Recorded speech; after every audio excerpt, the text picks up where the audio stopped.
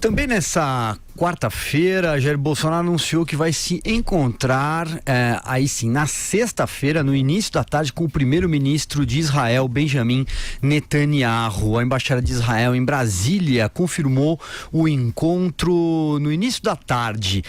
E Bolsonaro também se posicionou no Twitter por conta disso. Ele escreveu a seguinte mensagem: infelizmente, o objetivo de alguns é desinformar e confundir como se o encontro tivesse sido desfeito. Lamentável, seguimos adiante.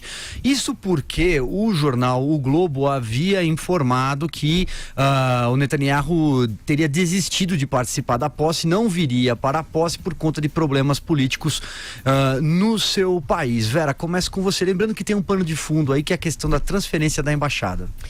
A grande questão aí envolvendo o encontro dos dois será essa, será ver se estabelece um cronograma para essa transferência, se ela vai ser feita de pronto ou se vai deixar, se o Bolsonaro vai deixar para fazer isso de uma maneira paulatina, transferindo alguns serviços, depois a embaixada como um todo, se vai ter alguma mediação com os países árabes em torno disso.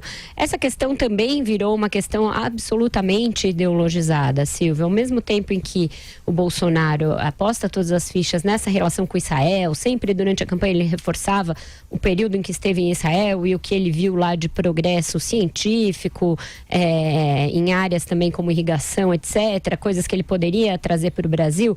O PT agora está criando uma história algo fantasiosa, bastante bizarra, inclusive, que foi vocalizada até pela Gleice Hoffmann nos feriados, de que haveria um lobby israelense para que o Brasil passasse a comprar produtos de Israel em detrimento de outros países, e que como Israel não tem população para consumir os seus produtos, iria usar o Brasil como quintal exportador. Então, você veja que tudo é levado ao máximo da ideologização, foge a racionalidade do debate, fogem os dados. O que essa senhora tuitou é uma tremenda de uma bobagem, não faz sentido isso. Por mais que ele esteja querendo se aproximar de Israel, que haja nisso componentes ideológicos, políticos e até religiosos, não significa que o Brasil vai passar a ser um quintal para exportação de produtos israelenses, etc, etc.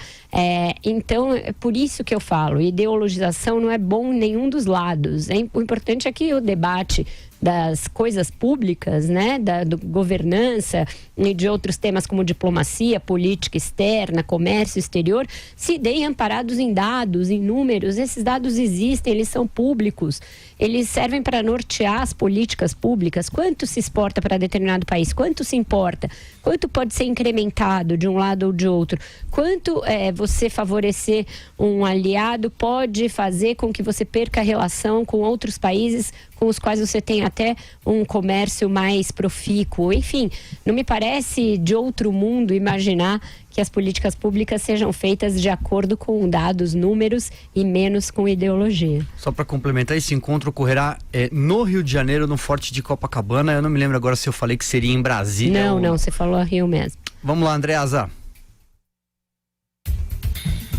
Olha, pessoal, esse encontro é muito importante.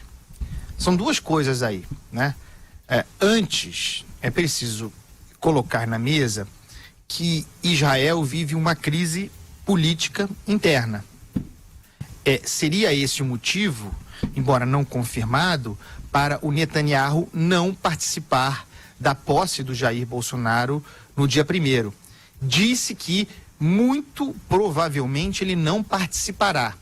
Mesmo assim, diante da crise que ele enfrenta, que envolve o seu parlamento, o fato de vir ao Brasil para encontrar o Jair Bolsonaro na sexta-feira é manifestação de grande deferência. Israel é um país, embora pequeno e com as limitações decorrentes do seu tamanho, é um país muito importante, inclusive economicamente, e desenvolvedor de tecnologia de ponta. O fato de o Netanyahu vir ao Brasil para esse encontro com Jair Bolsonaro me parece sinal de engajamento para além da ideologia. Quer dizer, um namoro iniciado pelo Jair Bolsonaro com efeitos político-eleitorais, mirando também agradar os Estados Unidos, que agora concretamente é correspondido com a vinda do Netanyahu ao Brasil. O que isso significa, além de todas as possibilidades tecnológicas, a questão da desalinização da água, inclusive das técnicas de irrigação israelenses que podem ser aplicadas ao árido brasileiro, ao Nordeste especificamente, também me parece muito difícil, pensando aqui no outro lado, me parece muito difícil que o sujeito aceitasse, nessas circunstâncias, vir ao Brasil sem que isso sinalizasse um compromisso do Brasil formal, apalavrado já, de mudança da embaixada de fato. Aquilo que durante muito tempo foi especulado e tratado como, portanto, especulação e uma possibilidade, e um fala aqui que será feito, o outro nega, ou diz que não é bem assim, que não vai ser imediato, o general Heleno fala, me parece muito significativo que a vinda do Netanyahu ao Brasil é um sinal muito claro de um compromisso entre os países de que sim, o Brasil seguirá os Estados Unidos, se eu não me engano, a Guatemala, mudando a sua embaixada de Tel Aviv para Jerusalém. Essas coisas acontecem assim. E não nos enganemos, a mudança de embaixada do Brasil é um fato muito importante que terá desdobramentos vários sobre os quais falaremos imensamente. Mas quero bater nessa tecla especificamente.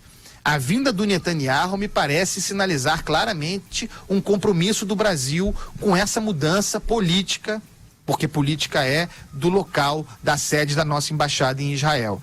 Acho que isso é o mais importante a se acompanhar de agora em diante. Joel, qual é a tua análise, hein?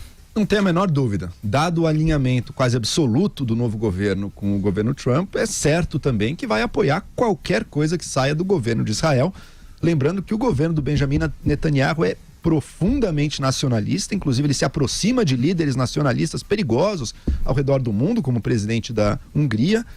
Ele, além disso, é um governo que enfrenta uma crise política séria, porque ele tem várias, não é uma não, é várias acusações bastante críveis aí de corrupção contra ele, então corre o risco de acabar com a carreira aí do Netanyahu. E aquilo, o Oriente Médio, quer dizer, um problema, é um conflito de muito difícil solução, isso está dado. É um erro, assim como era um erro total adotar uma posição, nossa, pró-Palestina, tem que tirar Israel, tudo assim como aquilo é desumano e absurdo, ou querer o fim de Israel, como alguns países querem, como o Irã, como a esquerda em geral acaba indo nessa direção, sendo contra, isso é um erro absoluto. Igualmente é um erro tomar uma posição ideológica, porque se trata disso, é uma posição ideológica, não é uma posição medindo custos e benefícios da relação com os árabes, do frango, da tecnologia de Israel, não tem isso, pode ter certeza que isso não entra aqui. É uma disposição, um alinhamento ideológico com o governo de extrema direita de Israel e que vai apoiar qualquer barbaridade que eles façam. E fazem também, viu? Não existem mocinhos e vilões tão claros nessa história, não. Ambos os lados aí fazem muita barbaridade. Hoje em dia os palestinos foram mais ou menos que abandonados até pelo mundo árabe, então é muito difícil ver uma melhora, uma perspectiva de melhora para eles. Pelo contrário, vão continuar perdendo espaço e morrendo. E o Brasil poderia pelo menos não ser um apoiador direto disso, provavelmente será também. Então vai apoiar qualquer atrocidade que vem aí do governo israelense nessa questão, por um motivo ideológico. Quem adota uma posição mais razoável aí, me parece, é o general Mourão, que, lembrando, já em novembro se manifestou até contrário a essa mudança unilateral, desnecessária de embaixada, porque a gente comprar o lado numa briga que não é nossa. E parar de apostar numa solução cada vez mais difícil, talvez, mas numa solução de paz, numa solução de 2 estados, alguma solução que busque algum tipo de conciliação, que é a solução que os países comprometidos aí com a ordem mundial costumam procurar. Então, o Mourão teve aquela fala em que ele lembrou também um fato, hein? Comprar briga com o mundo árabe não é só o problema econômico, não. Pode também possivelmente nos colocar na rota do terrorismo internacional, que seria algo bastante indesejável. Além disso, agora nesses dias aí o general Mourão estava se reunindo com líderes árabes, né? Então a gente está vendo algum tipo de uma tentativa, talvez, de uma política externa paralela aqui no novo governo. Vamos ver como isso vai se desenrolar. Mas a princípio é muito difícil ver esse novo governo Bolsonaro, ainda mais com seu chanceler, tendo qualquer outra posição que não alinhamento total à extrema-direita israelense. E o problema de alinhamentos automáticos, tanto com os Estados Unidos quanto com Israel, como com qualquer parceiro do mundo, é que você fica suscetível a ser levado no bolo quando esses países enfrentam crises internas, o que acontece todo dia em qualquer país. Então, você acaba sendo, de alguma maneira, um fiador, um apoiador, quando surgem denúncias de corrupção, corrupção ou acusações de problemas como estão havendo nos Estados Unidos, com demissão de secretários, secretário que cai toda hora, problemas com a retirada lá da Síria. Então o Brasil não tem nada a ver com isso. O Brasil tinha que ficar na posição diplomática em que que é a sua tradição. Nem o alinhamento petista aos países ali da África, ditaduras africanas, países bolivarianos, uma política sul-sul que não levava a nada em termos de ganhos para o Brasil, e nem uma política ali trumpista israelense, que também não vejo qual é a vantagem para o Brasil.